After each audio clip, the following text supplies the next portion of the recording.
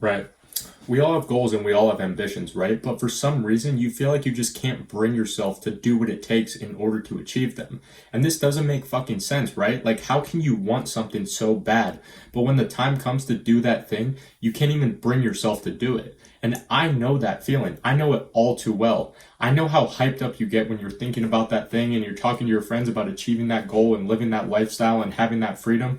Like, just talking about it now makes me think about my goals and it gives me goosebumps just thinking about it.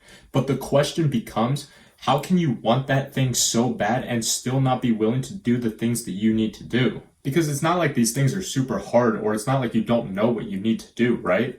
Because all the information is out there. So it's not a matter of how, it's a matter of will. Are you willing to do what it takes? Because will is what's going to get you to where you want to go, not motivation. Motivation will always lose to laziness in the end because motivation is temporary. That's why when you think about your vision or talk about your goals with your friends, you get fired up for a week or two, but then you just burn out and go back to square one over and over and over again. And I see this with so many guys that get caught up in this repeating cycle of never ending, just staying in the same place that they've always been. So what needs to change? How did I find my will? And what I realized is that so many people, including myself for the longest time, are so focused on everything else going on out here, all the external factors, right?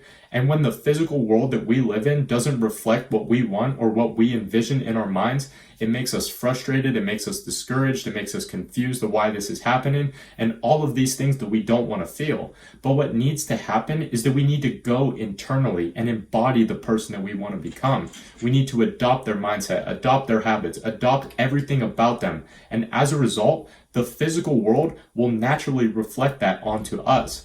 And I know you've probably heard this before from other people talking about mindset and all this other shit, but they just tell you to write down a couple of positive affirmations, meditate for a couple of minutes, and then just call it a day. But I'm not here to sugarcoat it. You need to truly immerse yourself into this if you really want to see results.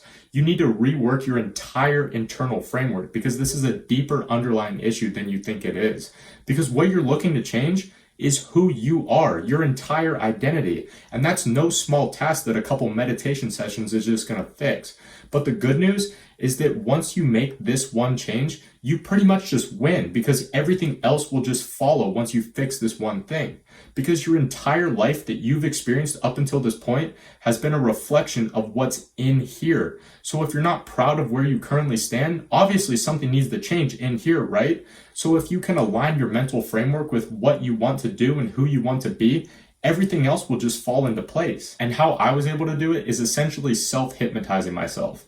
I would find somewhere that I could be alone, get into a really relaxed state of being. I would isolate my mind, get rid of any and all distractions so that I could focus all of my energy on myself, almost to the point where everything else around me just disappeared. And what this allowed me to do is to look deeply into my own mind so that I could figure out why I did certain things, who I wanted to be, what I truly wanted, and why. And most importantly, what were the things that were holding me back from already experiencing that lifestyle, and what things I needed to change in my current self in order to get me closer to the person that I wanted to be. And what I realized is that when you isolate yourself like this and you come face to face with every single one of your weaknesses, you can evolve and improve at such a rate that I definitely did not think was possible before doing this. And that is the only way to do it. But the issue is that we live in a world now with so many distractions and so many temptations that it makes it so hard to pull away from these things and spend high quality time with ourselves and our own thoughts.